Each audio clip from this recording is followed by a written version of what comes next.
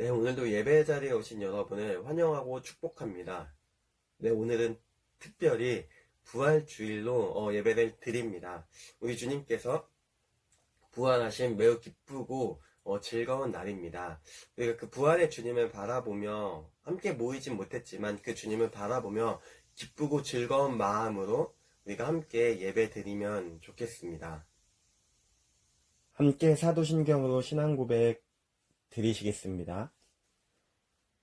나는 전능하신 아버지 하나님, 천지의 창조주를 믿습니다. 나는 그의 유일하신 아들, 우리 주 예수 그리스도를 믿습니다.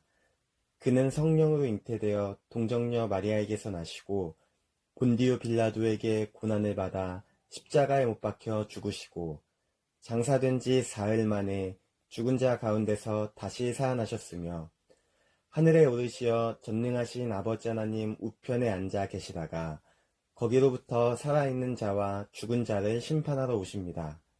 나는 성령을 믿으며 거룩한 공교회와 성도의 교제와 죄를 용서받는 것과 몸의 부활과 영생을 믿습니다.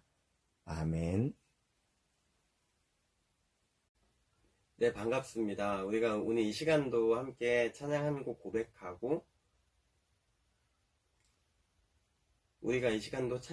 고백하고 말씀 나누길 원합니다.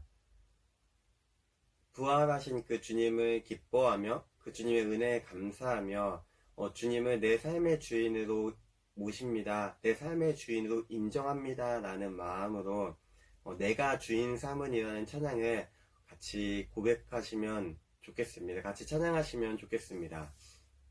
제가 사실 한 가지 고백하자면 부활주일이기도 하고 굉장히 신나고 빠르고 신나고 좋은 찬양들이 많아서 하고 싶었는데 제가 아직 기타를 연습한 지 이제 한 달이 좀 안 돼서 그 빠른 곡들을 제가 연주하기에는 굉장히 무리가 있더라고요. 좀 연주가 불가능하다라고 이제 판단이 돼서 이 찬양을 제가 선곡을 했는데요. 그래도 같이 즐거운 마음으로 그 주님을 바라보며 고백하는 시간이 되면 좋겠습니다. 함께 찬양하시겠습니다.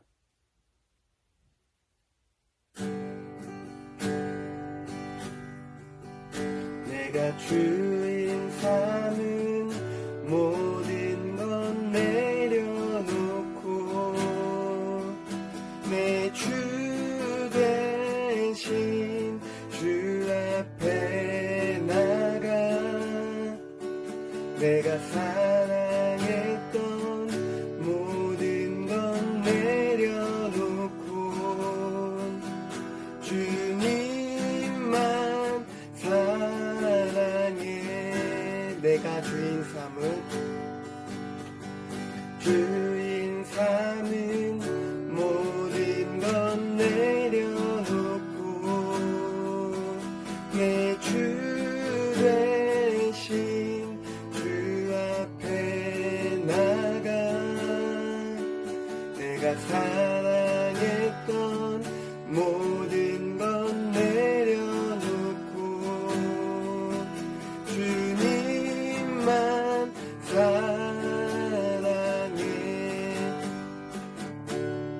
주 사랑 거친 풍랑에도 깊은 바다처럼 나를 잠잠케 해 주 사랑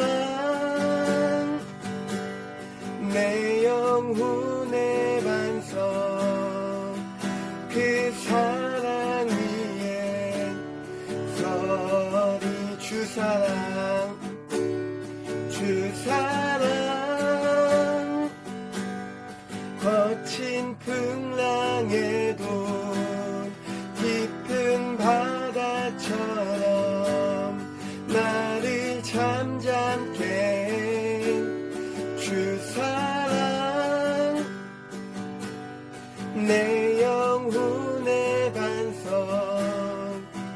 그 사랑 위에 서리 그 사랑 위에 그 사랑 위에 서리 그 사랑 위에 그 사랑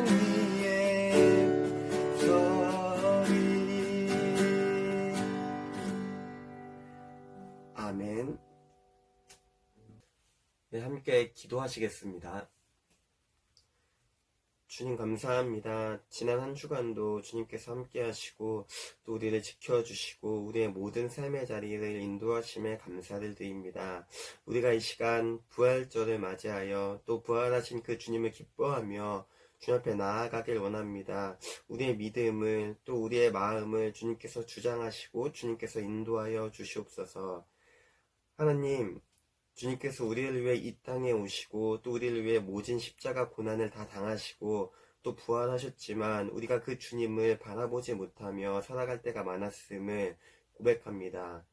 삶의 자리에서 하나님을 기억하기보다는 나에게 베풀어 주신 그 주님의 은혜에 감사하기보다는 불평과 불만과 또 불순종으로 주님을 외면했던 우리의 모습을 이 시간 고백합니다. 주님의 그 보혈로 깨끗게 씻어 주시옵소서. 우리의 마음이 정결케 되게 허락하여 주시옵시고 다시 한번 아버지의 은혜를 힘입어 주님의 말씀대로 살아갈 수 있는 귀한 주님의 자녀가 될 수 있도록 주님께서 함께 하시고 인도하여 주시옵소서. 이 시간 우리가 함께 영상으로 예배를 드리고 있습니다. 우리가 온전히 주님을 바라볼 수 있도록 주님께서 함께 하여 주시고 또 우리가 오직 십자가의 그 주님의 은혜를 바라보며 나아갈 수 있도록 인도하여 주시옵소서.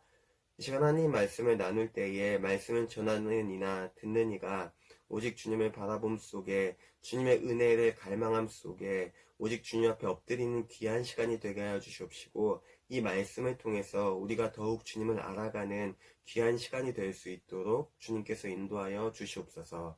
감사하며 예수님의 이름으로 기도합니다. 아멘. 오늘 우리가 함께 나눌 하나님 말씀은 마가복음 16장 9절에서 14절 말씀입니다. 신약성경 85면에 있습니다.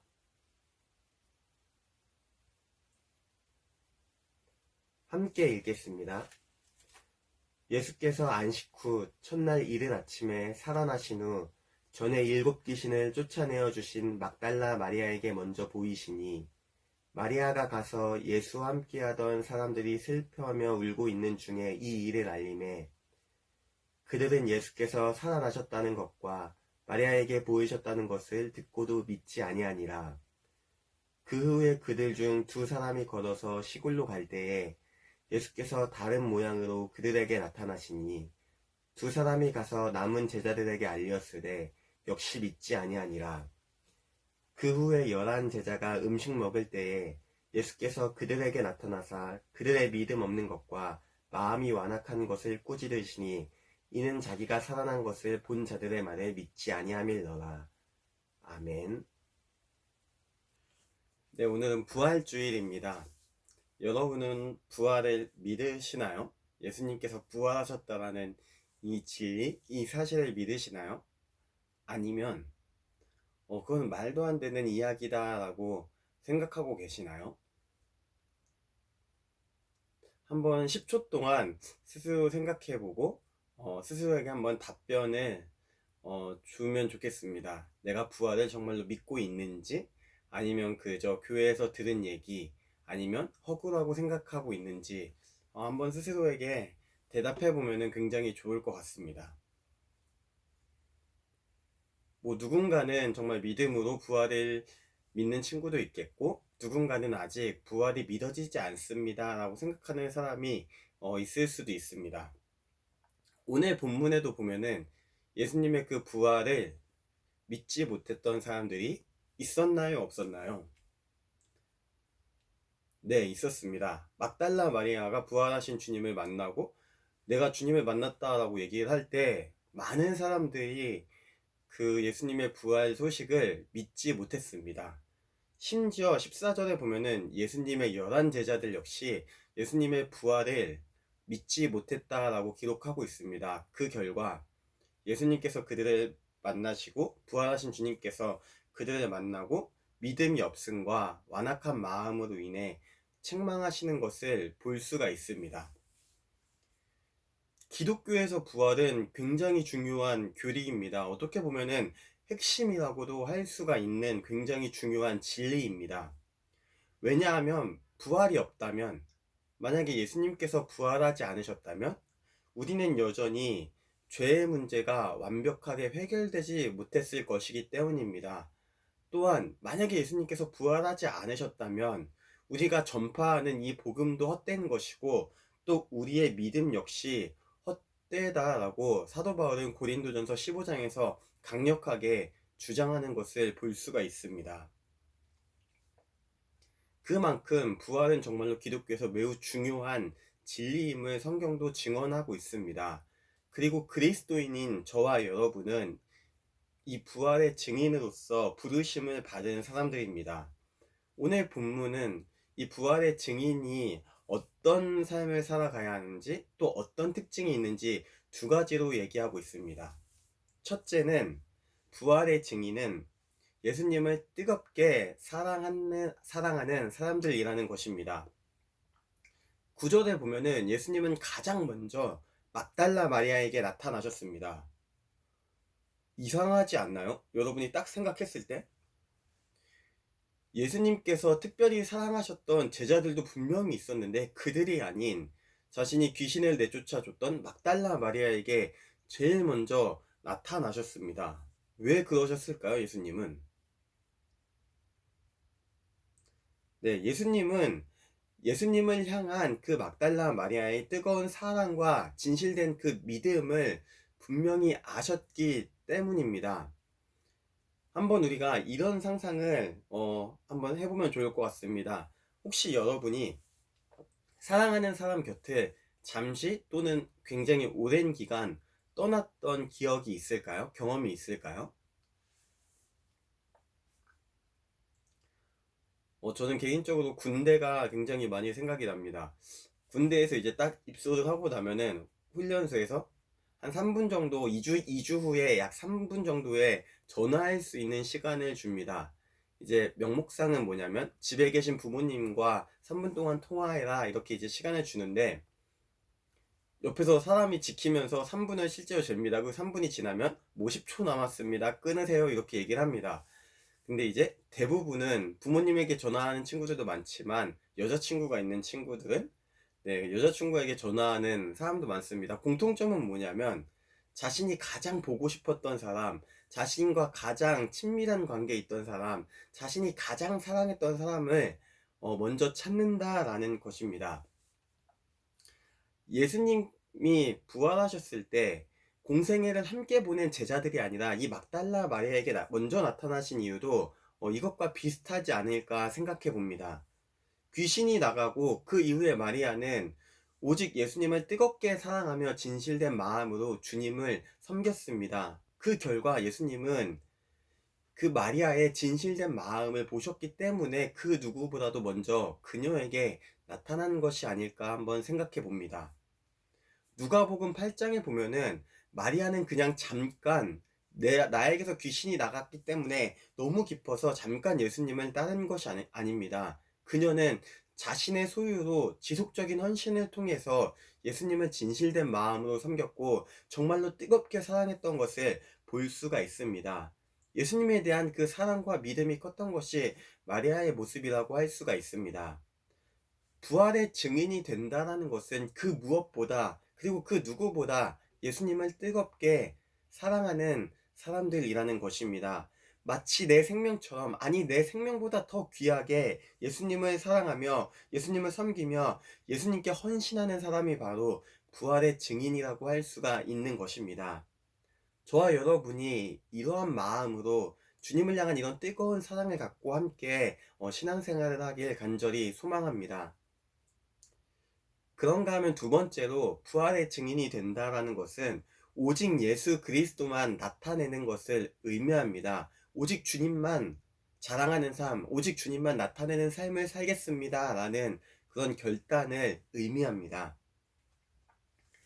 설교 초반에 말씀드렸지만 예수님의 제자들 역시 그 사도들 역시 부활을 믿지 못했습니다. 그러나 그들에게 굉장한 반전이 나타납니다. 그들이 부활의 주님을 만나고 성령을 받았을 때 그들은 완전한 부활의 증인으로서 다시 거듭남을 성경이 증언합니다. 우리가 지금 4월에 올해부터 성경을 같이 통독하고 있는데 4월에는 어디 읽고 있죠? 네, 그렇죠. 요한복음을 지금 함께 읽고 있습니다. 그리고 5월에는 이제 사도행전을 같이 읽을 것입니다. 근데 이 사도행전을 보면은 이 부활의 증인의 삶이 무엇인지 정말 확실하게 드러남을 볼 수가 있습니다. 사도들이, 예수님의 제자들이 어떻게 그 부활의 증인으로서 살아갔는지 너무나 확실하게 보여주는 성경이 바로 사도 바울입니다. 제자들은 부활의 증인으로서 예수 그리스도의 그 복음을 자신의 목숨을 걸고 전하는 모습을 볼 수가 있습니다. 어떠한 상황에서도 오직 예수님만 나타내며 또 예수님만 자랑하는 그들의 참된 믿음의 모습을 사도행전을 통해 우리는 만나볼 수가 있습니다. 예수님의 제자는 아니었지만, 12제자는 아니었지만 사도로 인정받은 사도 바울의 삶을 보면은 그가 얼마나 대단한 부활의 증인이었는지 우리는 알 수 있습니다. 사도 바울은 오직 예수님만 나타내는 삶을 살았습니다. 철저하게 예수님만 바라보는 삶을 살았습니다. 우리가 오직 예수님만 나타낸다라는 것은 우리의 생각과 삶의 모든 순간이 예수님께 잡혀 있는 것을 의미합니다. 무엇을 하든 어디에 있든 예수님의 그 십자가 은혜, 우리의 죄를 사하여 주시고 구원하신 그 은혜에 사로잡혀 있는 것입니다. 우리에게 주신 은혜가 얼마나 대단한지 깨달을 때 우리는 참된 부활의 증인이 될 수가 있습니다. 제가 방금 말씀드린 사도 바울이 바로 그러했습니다. 사도 바울은 그리스도인 예수님을 믿던 사람들을 핍박하던 사람이었습니다. 그러던 그가 어느 날 그리스도인을 핍박하기 위해서 다메섹이라는 곳에 가기 시작합니다. 근데 거기로 가던 도중에 부활의 주님을 만나는 정말 기적적인 경험을 하게 됩니다. 그리고 그 순간을 통해서, 그 경험을 통해서 그는 박해자에서 그리스도를 전하는 그 부활의 증인으로 완전히 거듭남을 볼 수가 있습니다. 자신의 모든 것을 걸고, 자신의 생명과 정말 모든 것을 걸고 예수 그리스도의 그 복음을 전하는 그의 모습을 볼 수가 있습니다. 사도 바울은 자신에게 베푸신 그 하나님의 은혜, 예수님의 십자가 은혜를 완전하게 깨달은 것입니다. 마찬가지로 저와 여러분 역시 그 십자가의 의미, 십자가의 은혜를 깨닫고 진정한 부활의 증인으로서 살아가야 합니다. 우리의 삶 속에서 그 무엇보다 오직 예수님만, 그 예수님의 십자가만 나타나야 한다라는 것입니다. 그것이 바로 부활의 증인으로서 살아가야 하는 삶의 모습입니다. 저와 여러분이 이러한 삶을 살아가기를 간절히 소망합니다. 예수님께서는 부활하심으로 죄와 사망의 모든 권세를 이기셨습니다. 그리고 우리는 그 주님의 부활에 참여한 사람들입니다. 부활의 증인으로서 우리는 합당한 삶을 살아가야 한다는 사람인 것입니다. 예수님을 누구보다도 뜨겁게 사랑하며 진실된 마음으로 그 예수님의 은혜에, 그 사랑에 감사하길 원합니다. 또한 우리의 생각과 삶의 모든 순간이 오직 예수님께 사로잡혀서 오직 예수님만 나타내는 그런 부활의 증인이 되기를 간절히 원합니다. 이것이 바로 부활에 참여한 사람들, 그 부활의 기쁨, 부활의 은혜를 누리는 사람들이 살아가야 하는 삶의 모습인 것입니다.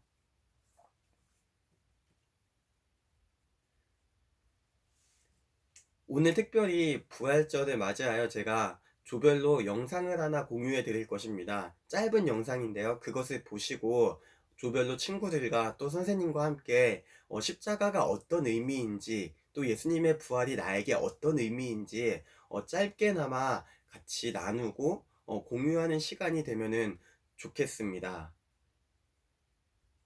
부활은 실제 있었던 사건이고 기독교 신앙에서 굉장히 핵심적인 상업 사건입니다.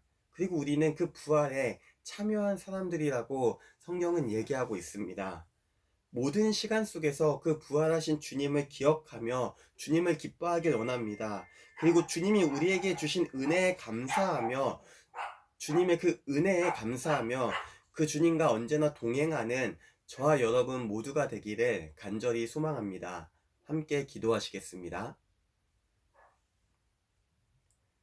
아버지 하나님 감사합니다. 오늘 부활절을 맞이하여 우리가 또 주님의 말씀을 함께 나눴습니다. 하나님, 우리가 부활의 증인으로서 합당한 삶을 살아가기를 간절히 원합니다. 간절히 소망합니다. 우리가 그 무엇보다도 주님을 뜨겁게 사랑할 수 있는 그 마음과 믿음을 허락하여 주시옵시고, 언제 어디서나 삶의 모든 순간에 오직 주님만 나타내는 그런 믿음의 자녀가 될 수 있도록 주님께서 함께 하시고 인도하여 주시옵소서. 언제나 그 주님과 동행하며 언제나 주님의 은혜에 감사하는 우리가 될 수 있도록 주님께서 인도하시고 역사하여 주시옵소서.